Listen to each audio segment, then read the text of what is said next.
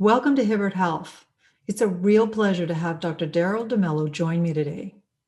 Dr. DeMello is a family medicine practitioner in Mumbai, India. As a primary care physician, he has treated over 3,000 patients challenged with COVID-19.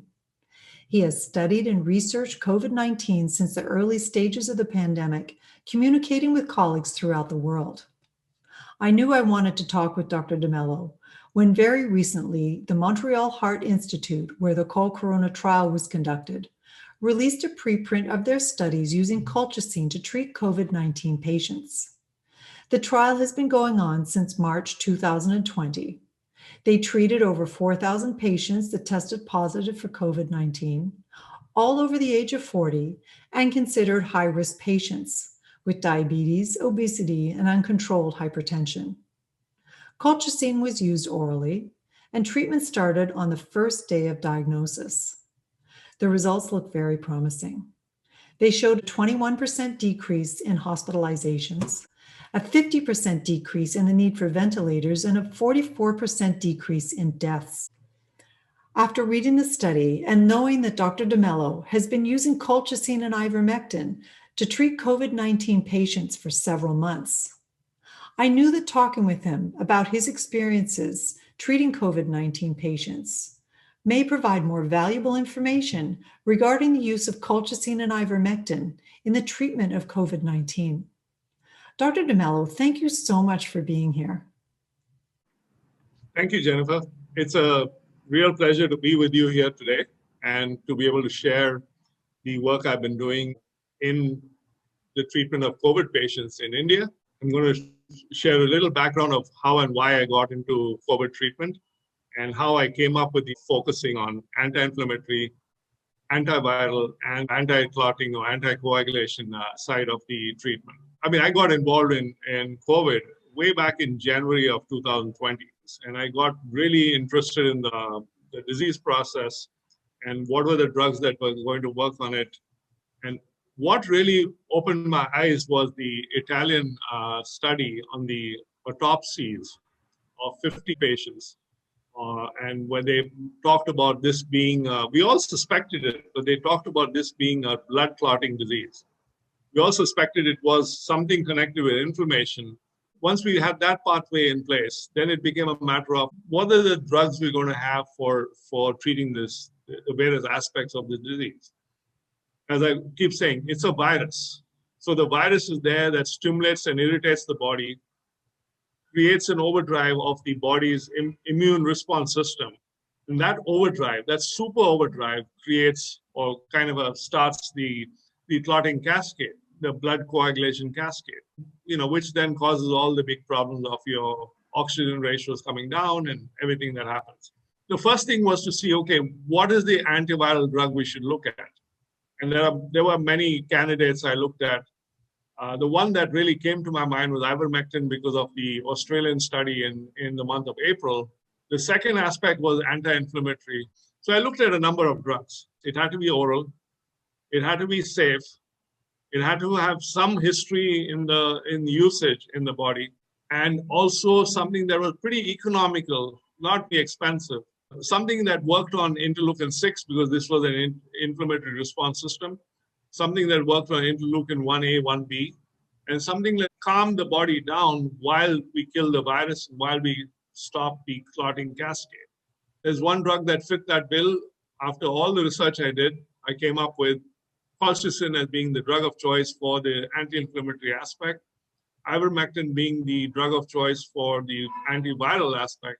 And initially, I started off with using aspirin as being a blood thinner for the anti-clotting aspect, and then moved on to using clopidogrel or one of the newer antiplatelet agents. When a patient comes to me, or when a patient came to me, and I started treating patients in the month of May, put the whole theory into practice, and then looked at what were the results. And the results have been just fantastic.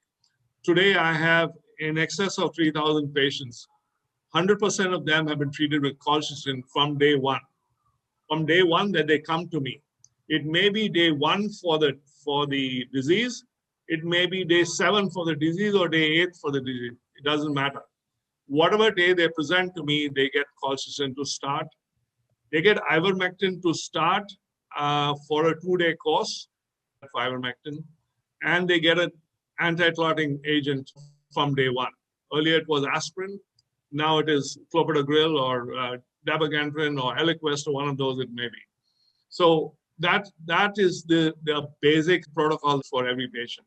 Out of the 3,000 patients, I've had 29 admissions and 6 deaths. And I'm going to point out one high-risk aspect of COVID is out of the 29 admissions, 28 were diabetics, and same with the deaths. All 6 were diabetics.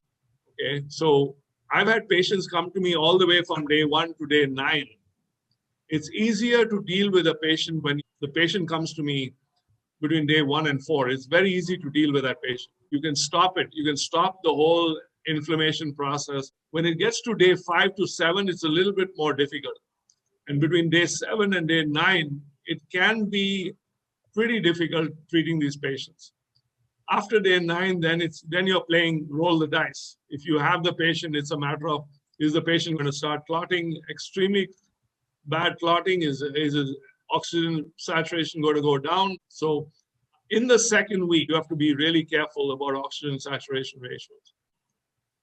I have 90% of my cases have been on telemedicine and across India, all over India, okay? I have about 10% of patients who visited me in my home clinic, taken treatment, either recovered or most of them have gone home and recovered nicely. It amazes me how we're supposed to have 30% of patients that will have long haul. But in my practice, I haven't had a single patient at long haul. The reason I probably don't have that is because my initial treatment is straight for 30 days. So colchicine goes out straight for 30 days. The anti-clotting drug goes out straight for 30 days at a particular dosage. Then for the next 60 days, I bring colchicine down to a little lower dosage. And then I actually, all the way up to 6 months with colchicine alone, maybe just 1 tablet of 0.5 milligrams a day. That may explain some of the successes. The second point I want to highlight in this is that the only steroid I really use is dexamethasone. My usage of dexamethasone or steroids is very, very low. It's about 7% of cases. And as I analyze my cases, the reason is because I start with colchicine from day 1. I don't start with steroids, so I don't get the steroid effects. And I have been able to manage even severe diabetics pretty nicely using colchicine. If we can manage their diabetes, we can really manage them at home. Yeah, let's talk about the diabetics. Usually when diabetics come to me, I try and manage them with certain parameters in place. The 2 important ones are the fasting blood sugar and the post-meal or postprandial blood sugar. I have a limit. The limits are between 70 and 100 for fasting, and the post-meal has to be between 120 and 140. And whatever drugs they're on, I will make sure we'll add their drugs, we'll add quantities, we'll change their drug regimen to control their blood sugar. Because if we don't control their blood sugar, then it becomes a very difficult task working with a diabetic. I treat them at day 4 for a diabetic. I treat them like a day 7 of a normal patient. I have no choice. I have to make sure that their blood sugar is controlled so that we can then treat them correctly. If the blood sugar is controlled, everything else goes well. Then they become like a normal patient. So then it becomes the clotting factor. The other thing which I use with my patient is the oximeter reading. That oximeter reading has to be between 95 and above, between 95 to 100. Anything below that, I get concerned between 94 and 90. I get really concerned between 90 and 85. Below 85, the patient is sent to hospital, just straight off, because there's no way one can give them oxygen in a home environment, okay? Once it starts falling below 95, I can give them Lovenox or enoxaparin to stop the clotting cascade. So the oximeter reading stabilizes, and over time it increases. Usually I see that if we can stabilize it, we'll be able to reverse it, and reverse it pretty nicely. If you know when to intervene and how fast to intervene and what to use, it's a very easy disease to treat. The issue is you have to intervene quickly. This is now the clotting side. Let me go back to the colchicine side. Let's start with a dose, build it up in the blood. Colchicine will do its work, but you also have to look at the other factors. And so I have a good strategy that I've been successful with. I've had very few admissions, and why I've had very few deaths out of 3,000 plus patients. Darrell, this is really impressive clinical information. Can you tell us more about the protocols that you have developed that are working so well on your patients? Regarding the protocols, once I had finalized what drugs I was going to use and what were the three-arm strategy I was going to take, then it became a matter of how much of each are you going to use. Okay. Let's start with the antiviral first. The ivermectin, so to allow for certain compliance issues, the patient may not take it correctly, may take it, may not take it for the full time, the way we are asking them to take it. I came up with a 4-dose over 2 days, one morning, one night, one morning, one night. And with patients who are very compliant, I only do one morning and the next morning, and that's all. That's it. And ivermectin is a fantastic antiviral. And I've never had a patient today complain about having virus later on. So for me, antiviral factor is very important right up front. Darrell, what dosages of ivermectin are you using? Above the age of 15, I use the 12 milligrams, one morning, one evening, one morning, one evening for the 2 days. On an empty stomach with nothing to eat or drink for 2 hours before and 2 hours after. The reason I do the empty stomach and I don't do the fatty meal, I know there's a study from Japan which says it gets better absorbed with a fatty meal. We have an inflammation in the body that's going on. That Japanese study was done in parasites. Okay, here we have a inflammation, the immune response system overdrive causing inflammation of almost every organ in the body. So let's talk about the gut. The stomach's inflamed, the liver is inflamed, the gallbladder is inflamed. Okay, so if you put a fatty meal in that system, that absorption is going to go to hell. Okay, so my rationale for why I do an empty stomach, nothing to eat or drink other than water, no coffee, no tea, no juice, no food for 2 hours before. Ideally, I want that morning, early morning, 6 a.m., 7 a.m., empty stomach, as well as a 2.5 hour post-drug taking. So 8:30 or 9 is what I go at least. That's because I want the absorption to be as much as possible. And I do a second dose 6 or 7 p.m., but from 4 to 9, there's nothing to eat or drink for the patient. So that's for the antiviral thing. For the anti-inflammatory, I've tried everything up to 3 milligrams a day of colchicine. The most effective that I found is a 1 milligram in the morning, preferably after breakfast, and a 0.5 milligram at night, preferably after dinner, seems to do the best work, irrespective of what stage they come to me at. Every one of them will get a 30-day course, a prescription for 30 days with a warning that they could potentially have to use it for 6 months based on an every month review of their status at the end of 30 days, at the end of 60 days, at the end of 90 days. Between 90 days and 180 days, I tell them, I don't need to review you. You can come back to me at the end of 6 months so we can go from there. The anti-clotting drug I use 1 tablet, a 75 milligram clopidogrel or a 75 milligram aspirin, 1 tablet a day for the first 30 days and stop it.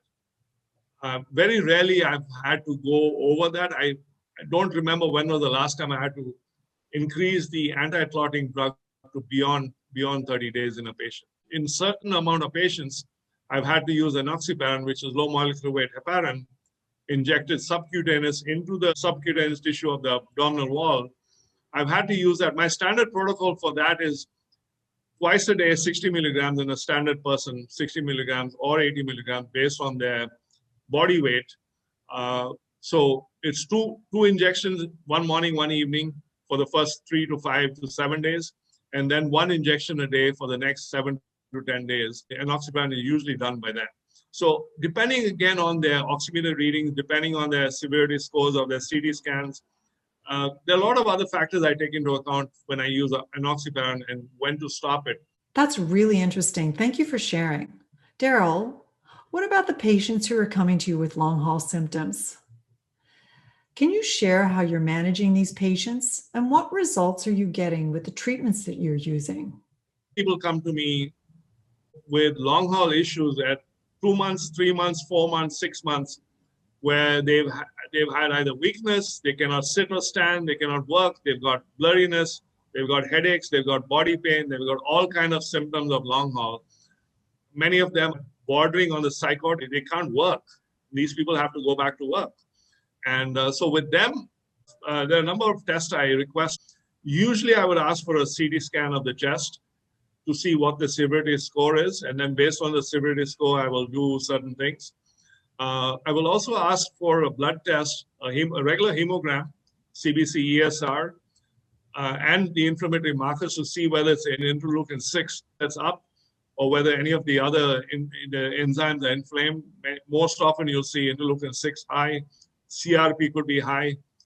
We could have the liver enzymes high. So it's all about seeing what's happening in their body and then giving them the appropriate treatment for that. So for a long haul patient who comes to me after 2 months, maybe up to 6 months, they come to me, they will get colchicine as the baseline drug. They may or may not get a clopidogrel or an aspirin, depending on their severity score of their HRCT, the high resolution CT scan of the chest. I will start them on Lovenox or enoxaparin. I will start them on that.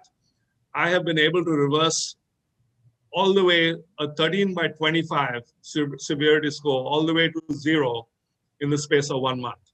So, and these are cases that I have documented. So there's not something that I have pre and post CT scans to prove that. Yes, they can be taken care of. You can reduce the clotting in the lung if they come early. Once lung fibrosis sets in, I think it's going to be very difficult to try to remove or lessen the burden of the clotting in the lungs. I got challenged the other day by somebody who asked me whether I would take on a patient who's 22 by 25. 90% of the lung is gone and is only at 1 month. And they asked me what my recommendation for that would be. So I gave them a recommendation of colchicine plus enoxaparin. This was another doctor's case. So I was asked to give an advice, give an opinion on it. So far, he's doing pretty well. The oxygen that he needs has come down from, initially it was 60 liters, then it came down to 40 liters. He's now at 10 liters in the last 2 weeks. So he seems to be doing well. I don't know what his CT scan looks like. They haven't done a repeat one. We'll have a look at that. But we have pretty good cases of success. These, to me, are the outliers. Let's talk about the general patient who, if you treat the general patient correctly when they are in that first 14 days, my experience looking back, I think my observation would be if you treat them correctly, reduce the inflammation, treat the anti-clotting, and kill the virus, that long haul syndrome should be cut. Most of the people who come back with long haul syndromes, these are patients who've been given nothing, who've been given all kinds of vitamins, but no real true antiviral or no true anti-inflammatory. Okay, so if we treat them correctly, I think we'll have maybe 5% of people will be long haul, not 30%. So today, with the use of dexamethasone or Medrol or Solumedrol today in practice, particularly in the hospital setting, this is becoming a challenge because we are seeing patients come back and have people who are pre-diabetic are now severely diabetic who have to be on insulin. And I've had the good luck and the good fortune of treating such patients with colchicine, where their need for insulin has come down pretty much to 0. We've been able to change them over to drugs. And in the 6 months, I've been able to, I won't say take them off drugs, but bring them down to a nominal amount of anti-sugar, anti-diabetes drug that can be a maintenance dose with the view that we'll probably give them a trial of the drug sometime in the future. But I have a patient today, 6 months out, when she was in hospital, was on pretty high insulin, Post-hospital, she was on insulin for a few months. She came to me, I think, in month 3, where I was able to then put her on colchicine, get her off the insulin, put her back on drugs, initially a higher dose of drugs. Now we are down to a very basic need of drugs, that with the objective that in the next 3 months or 4 months, she can go off the drugs and see how she responds. So yes, there are pathways to do this. You need to treat, the first 14 days are critical to treat a patient. If you give them vitamins or do nothing for them or send them home and say, you know what, just, watch your oximeter reading and take your vitamins and you'll be fine, that's not going to happen. You've got to give them in-home treatment with an antiviral, with an anti-inflammatory drug like colchicine, which is the easiest available, and with an anti-clotting drug so that they don't have any issues short-term and long-term. Darrell, can you please talk about the concerns people have about taking colchicine? It's been used for decades to treat gout. However, the dosages being used are very different than those used to treat gout. Can you explain more about colchicine, the dosages, and the side effects people have experienced when they've been treated for gout? The treatment for gout, for acute gout, is a much higher dose than the dose we give them for COVID. For COVID, I give 1.5 milligrams per day, which is much lower than the 6 to 8 to 10 milligrams that are given in gout to treat the acute gout pain. So when people read up certain websites, they think that, oh my God, this is a drug that could be bad. I explain what colchicine is, why it's being used, what it's supposed to do in them, and what they can expect. When I talk about the diarrhea aspect or the nausea and vomiting aspect, I also tell them that the COVID, in COVID, the inflammation of the brain causes the inflammation and loss of function of the autonomic nervous system. So that can cause the loss of motility. So control of the gut is lost or is almost lost. It's more about the function of the body. The normal functioning has been hampered by the inflammation. So what we are trying to do is trying to control that inflammation so that your gut can work better.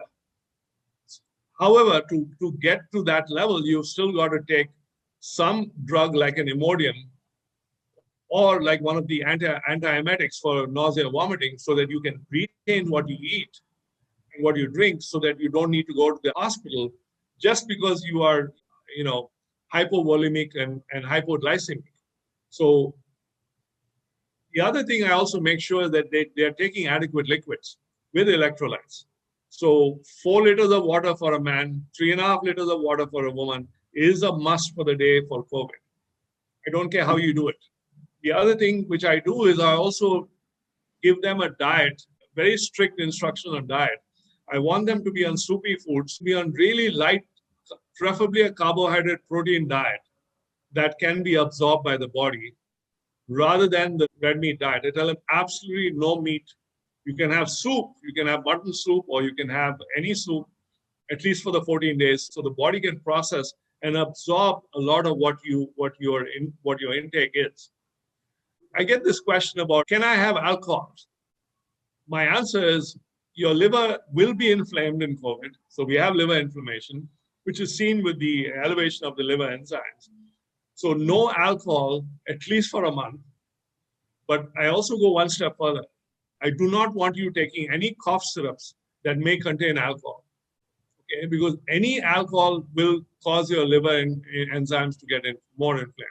So I try to stay with more oral drugs to control if they have sneezing or they have a running nose, an antihistamine that's oral, but not cough syrup.